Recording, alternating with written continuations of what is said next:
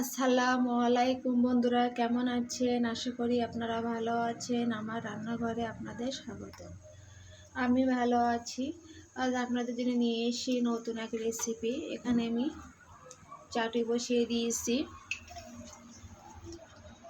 এখানে আমি উচ্ছে আলু কুচিয়ে নিয়েছি। উচ্ছে আলু ভাজা করব, দেখতে থাকুন। আশা করি আপনাদের ভালো লাগবে। এখানে আমি তেল দিয়ে দেবো। ভাজা করার জন্য তেল দিয়েছি। তেলটা গরম হওয়া পর্যন্ত অপেক্ষা করব। তেলটা গরম হয়ে গিয়েছে। এখানে আমি পেঁয়াজ কুচকে রেখে দিয়েছিলাম, পেঁয়াজগুলো দিয়ে দেবো।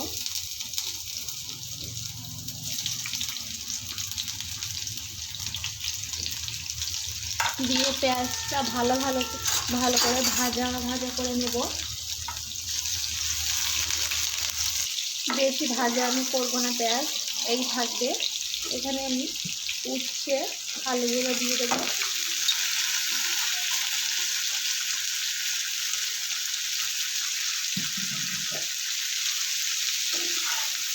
পেঁয়াজ দিয়ে ভাজা হবে। এখানে আমি আর কোনো মশলা দেবো না।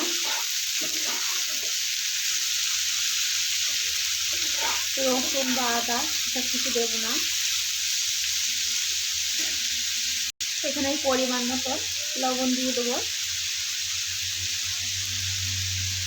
লবণ দিয়ে ভালোভাবে নেড়ে নেব। নিয়ে 1 মিনিট চাপা দিয়ে রাখবো।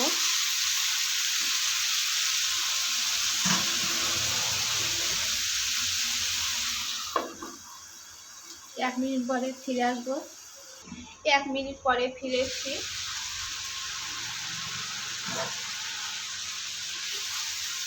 দেখুন বন্ধুরা,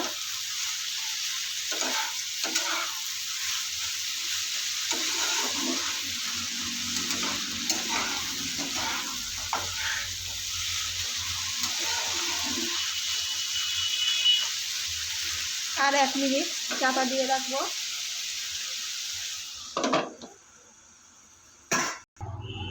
1 মিনিট পরে ফিরে এসেছি।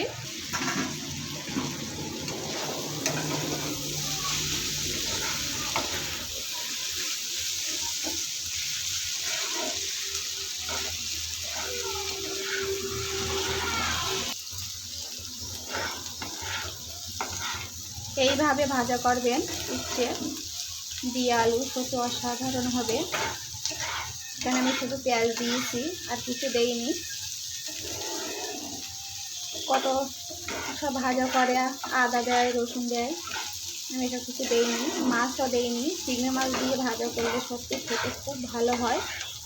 এখানে মাছ দেবো না আজকে।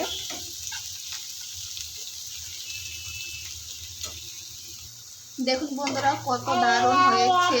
দেখুন, আমি বলছি বলে আমার ছেলে মুখ ঠেঙাচ্ছে। দেখুন, দুষ্টু ছেলে আমার।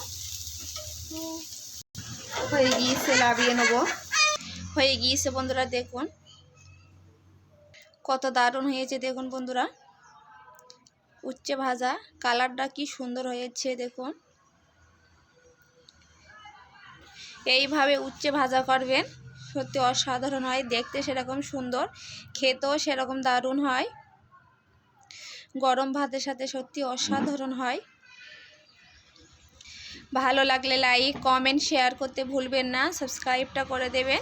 এখনও পর্যন্ত যারা আমার চ্যানেলে সাবস্ক্রাইব করেননি, সাবস্ক্রাইবটা করে দিয়ে আমার পাশে থাকবেন। আমার ভিডিওটা শেষ পর্যন্ত দেখার জন্য অসংখ্য ধন্যবাদ। আজকের মতন বিদায় নিচ্ছি। আল্লাহ হাফেজ।